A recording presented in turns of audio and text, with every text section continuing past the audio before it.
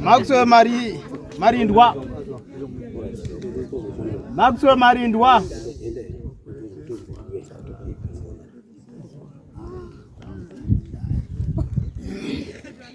Maxwe Arkumanya.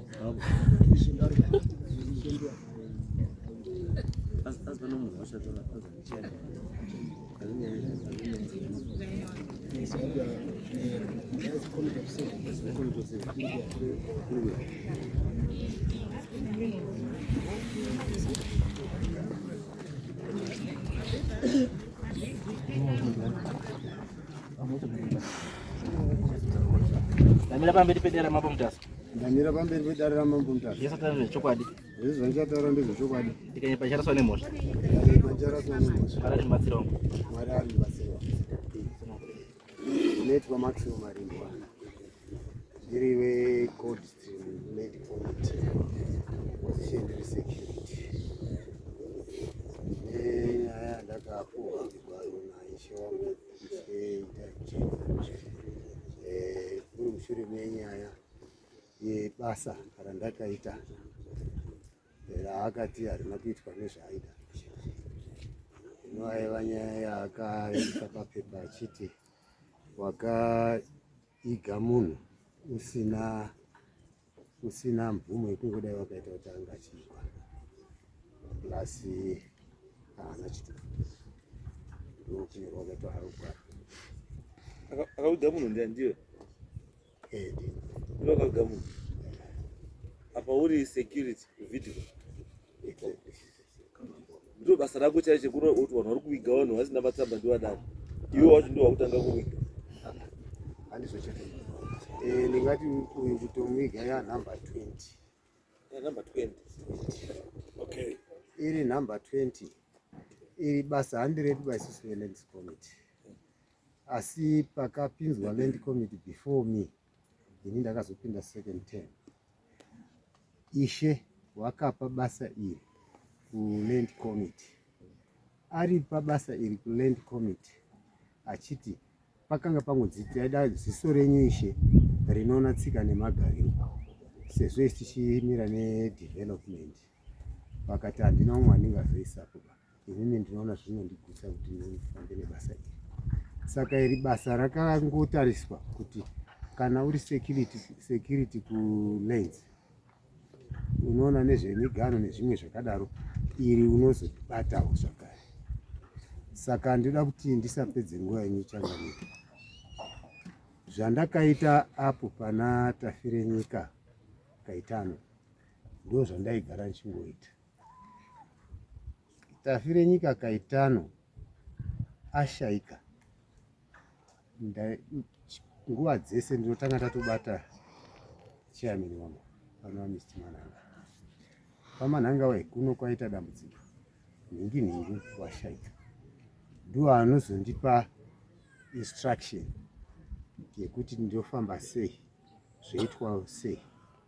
Saka zvadaro ndakabata baba Manhanga vakati hama dzacho dzese dzapo. Ini ndikati hadzisati dzapo dzese, asi mune vashoma varipo vamwe vari kunzi vari kuuya. Zvikanzi chimirira kana vauya vese woita dare navo, dare rinoti munhu wawafira pamba ngaanokliwa nemapurisa kana kuti aende kumochari nekuti munhu haarari mukadai. Vavazouyawo zveshuwa ubva ndaitawo kokasi nawo vandavatsanangurira vakati hapana chakaipaba tine nematsamba ake ekuti aitorwara. Ndo pandakatanga kutoziva hake kuti waitorawo machronic treatments. Vakati alright ngatichivirirane kuti muone kuti sezvo machuza kumapurisa nekuti akandifeila kuenda kumapurisa aidha unotengeswa kumochari. Kubva vaenda kumapurisa isu tikati sinzi ndanzi unaziva kuti munhu harari mumbaka iri.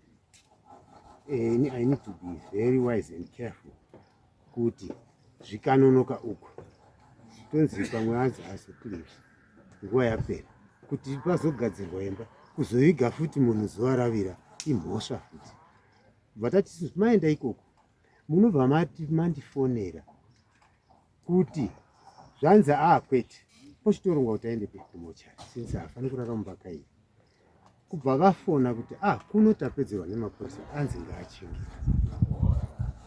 Ini kubva ndangoti zvetu fine, but isandaronga vanhu vanoenda uko.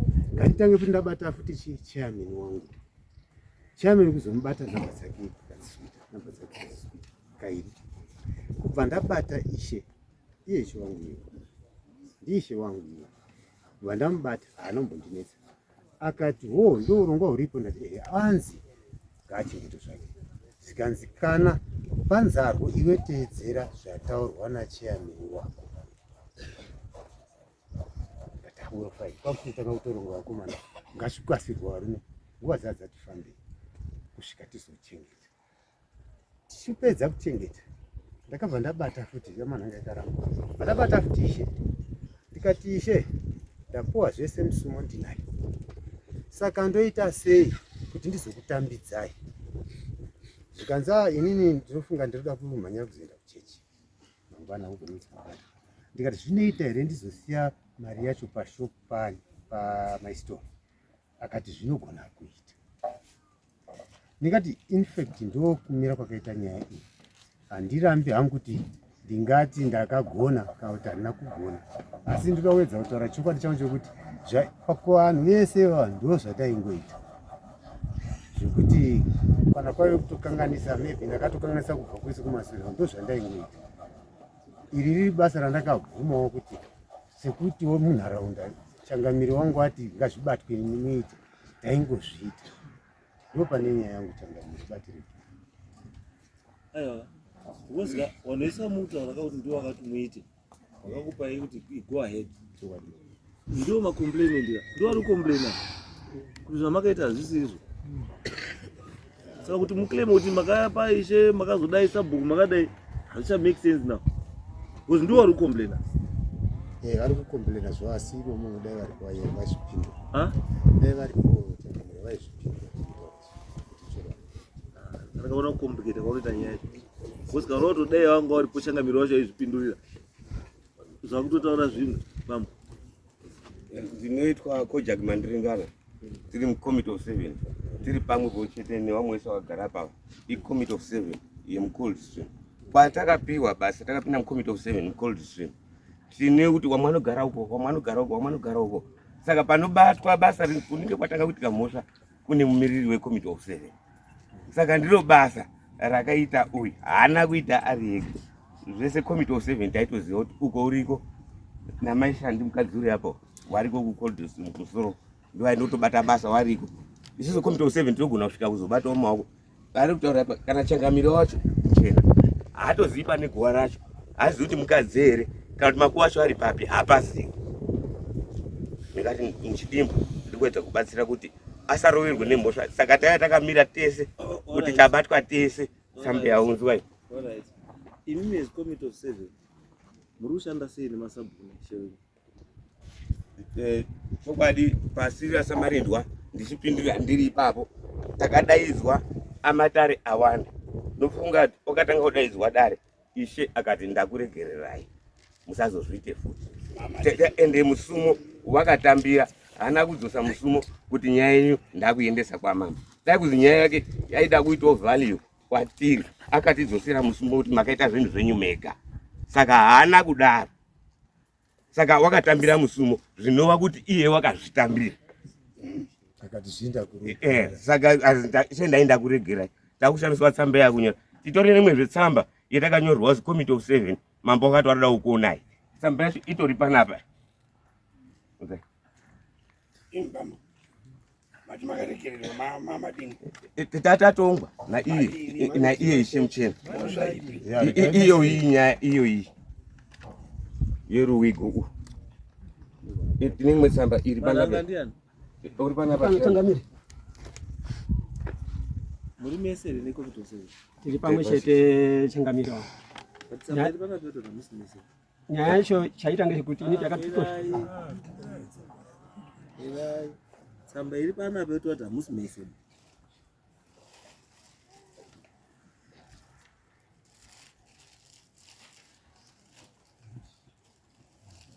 mushakabvu akavigwa chairperson manhanga kana ishe muchena wasina kusumwa. Handini manhanga here? Ndini manhanga, ndini chairperson. Saka muri kusei futi muri kutsigirawo kufuti sei? Handisi kutsigira, asi ndotora zvakaitika changamiro wangu. Nyaya iripo ndeyekuti rufu rwaitika dzinotoraita. Wakataura wakafona akati munhu washaika. Tikati kana hama dzacho dzisipo munhu ngaende kumochari. Murumirira hama dzacho dzidini dziuye. 2 munhu kana afira paumba ngaende kupolisi. Polisi yo clear. Yese ndizvo ndakamutaurira. Pa burial ndio pane kwiri ngekuti pa burial sematoraita. Akuzobata foni yangu kuti kumapurisa kwabviwa. Saka burial yada tichitwa. Ndipo ndisina kudini manje. Polisi vazoziviswa manje. Ndipo azana kubatani ishe muchena kuti utadzabata chairman. Saka burial takudini takuita. Samuchena chitori mutown. Takazvaki nafunda ndipo mutown. Tabatana samuchena waye tasangana mutown. Akati ndotambira foni yama yani yamarindwa iri kuti munhu burial yakudini yakuti mapurisa adini akiliya. Saka pabvati gadzira pabvati daidza kairi ishe muchena pakubatana ndati ndigadzise munhu wenyu zvakaita wakakanganisa tikati kani Nyaya uyakapowa ma version yake ndikapowa version yangu iye wacho pabvati akupe chipiri akati marindwa ndakuregerera izvo waikaita izvi sazosvite zvekuti unega munhu chairperson wako asingazvizivi. Inini handina dambudziko nazvo ngekuti kana dai kuri kuti munhu wacho akaigwa ndisipo handi ndaifanira kutadziwa misari kuti munhu angafanira kukorera mumba just because handipora kuti handasumwa. Asi nyaya ipo zviro zviri formal semashandiro taindoita ndaifanira waifunga ndiri pamwe chete ndichidini ndichiwitinisa zvese zvikuru zvafamba zvakanaka here. Saka unfortunately foni yangu ndiyo yakaita kuti atadze kuningira. Munhu mapurisa akamukliya sei munhu asina chitupa asina bheri. Akakupa itsamba ipi yekuratidza kuti munhu wabvumidza kuti mumuige asi haana chitupa haana bheri. Wakaenda waripo. Wakaenda vacho Waripana. waridziwe munhu vari pasi. Waridziwe munhu waripo. Mapurisa akakliya sei? Inini pakaenda kokuliwa uko kondandisipo ndakasara kumba. Zita ndodzivaite kudanga rembidzo. Pakaenda kokuliwa kondandisipo ndini ndakasara kumba. Kwakaenda murora nemuzukuru. Kwaenda murora nemuzukuru, bata ndopa wakataura vari ikoko kuti titori pamapurisa hanzi itai sehanzi igai. Ndini ndakazotobuda ndichitaura samarindwa kuti kwanzi igai henyu. Saka pakuzoshifta kwakaita murora zvinhu zvake achichienda kumba kwawo. Ndakuti mubvunza kuti tsamba yekumapurisa iripi akuti kwazi handichazivi. Bedrani. Bed anga asati not because asina documentation. Anobudisa date. Paangari pamuchenda mbuya achizoya kuno kwakaya 2021 ari kwachenda mbuya pakaya kuno ndopa ndakazomubvunza kuti mukoma chitupa chenyu chiripi tikuda kuita nhau yekuti tiri ngestand chitupa chenyu chiripi akati chitupa changu chakasorasika ndakati saka chigadzisai kuti muone kutora chitupa akati ndichazvigadzirisa saka angari munhu akangokaundira pakuda kugadzisa kuda kutora chitupa ichi kusviko pakufa asati aenda kugadzisa kuti aite chitupa. Mwana pane kamwana kamusikana 1 kari kupenalongo kadiki ane 2 years. Kane bebe. Hanga asati atoreswa. Hamburi tori boss ma documents anofamba. Nishubadi. Makangowiga. Who's munhu makawiga makamupa proper burial. Nameless. Munhu asikazikana haana hama haana chi proper burial makapa munhu. Asi munhu wacho muchimuziva. Security wewe unoiga vanhu vanenge ine mapepa api? Wewe. Inini changamiro isikakuvanzira ndinotaura sezvinambotaura. Sawa ndesava. Munhu akarwara.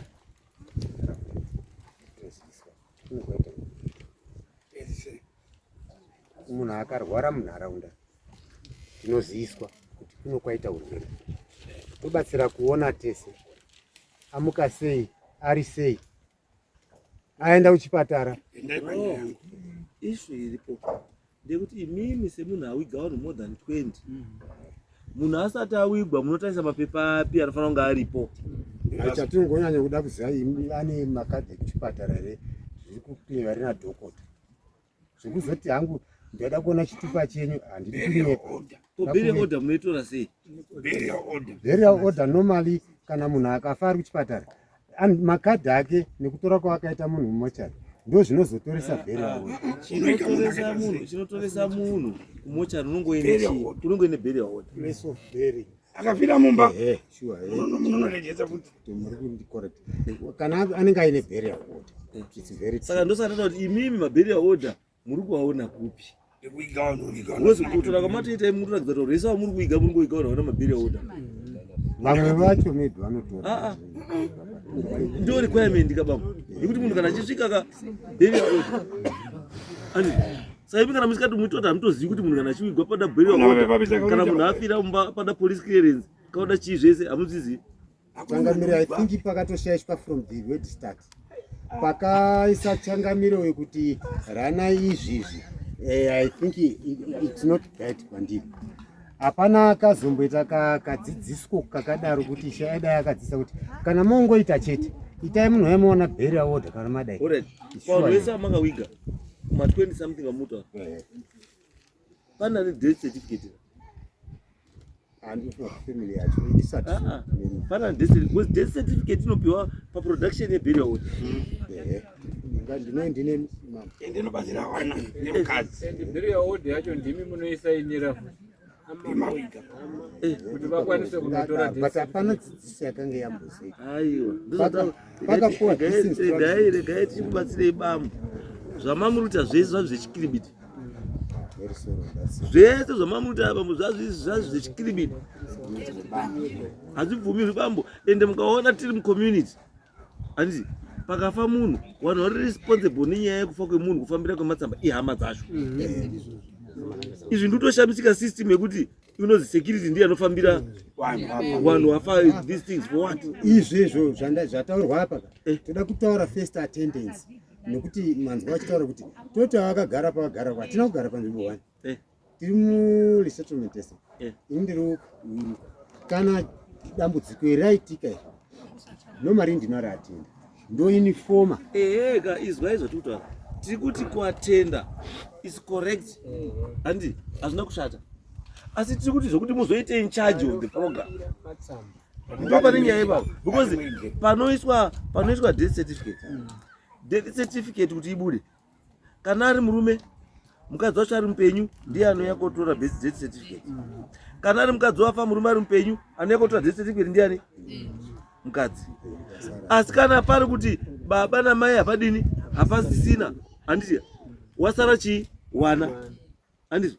panodiwa hama ine senemu yakafanana neyemwana. Angamukona nditola ndiyo procedure chaiyo mapepa atikutaura nezvawaya handiti but ini ndikushamisika kuti imimi as security wevideo where do you come in? Muri kupinda papi? Because Vidico is a development organ. A village development committee. And saka village development committee iri kupinda papi pakuigwa kwevanhu?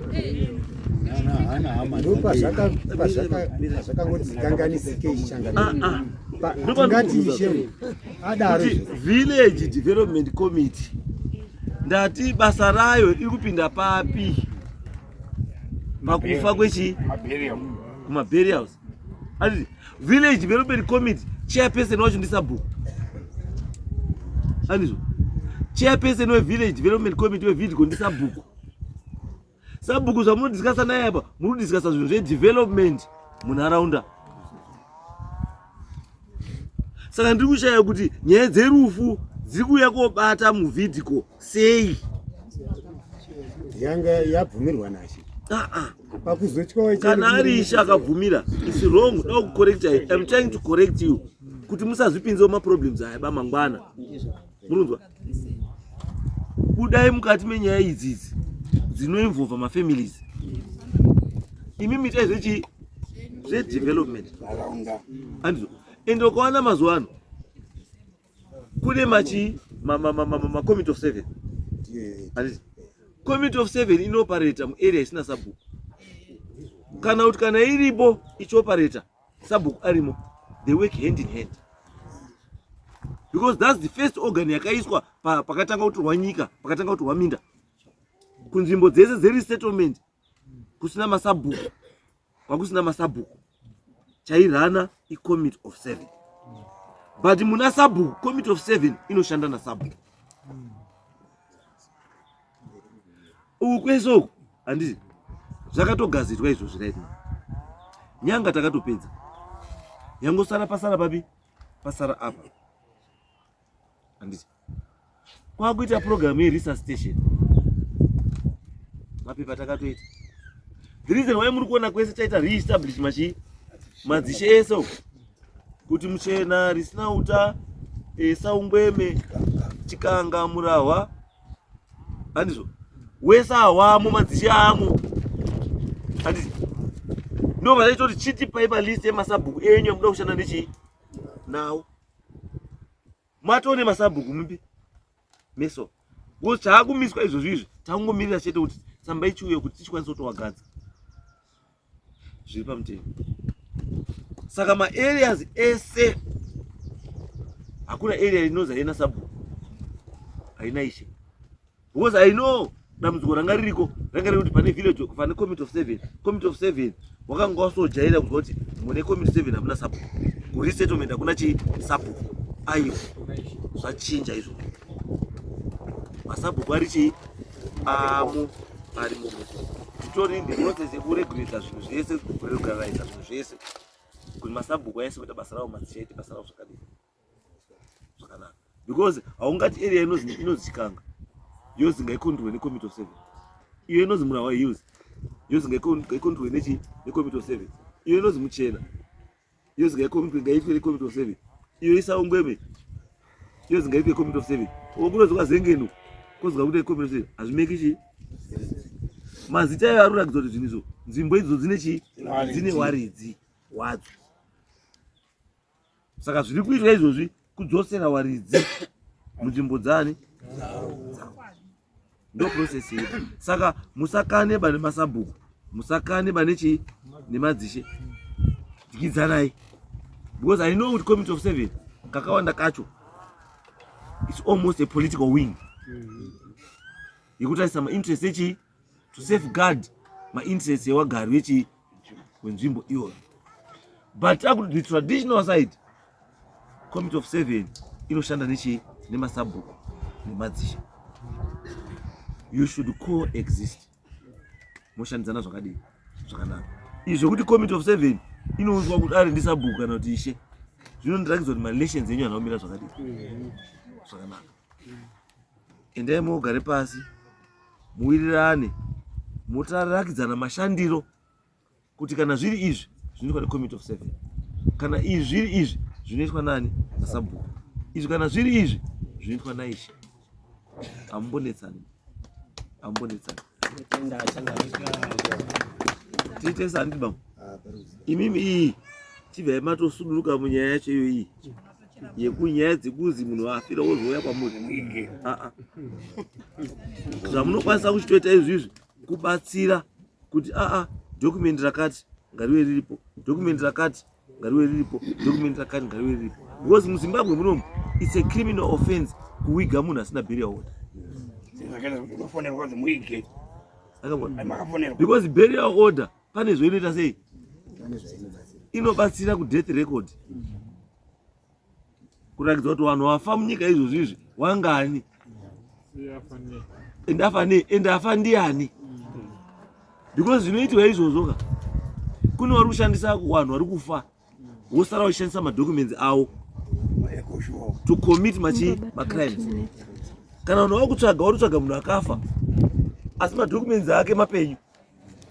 Ndosaka zvinzi kana munhu afa madocuments ake iwayo aishandisa anodzokwa kuregistry obva adzokwa obva achengetwa kuti munhu adi afa.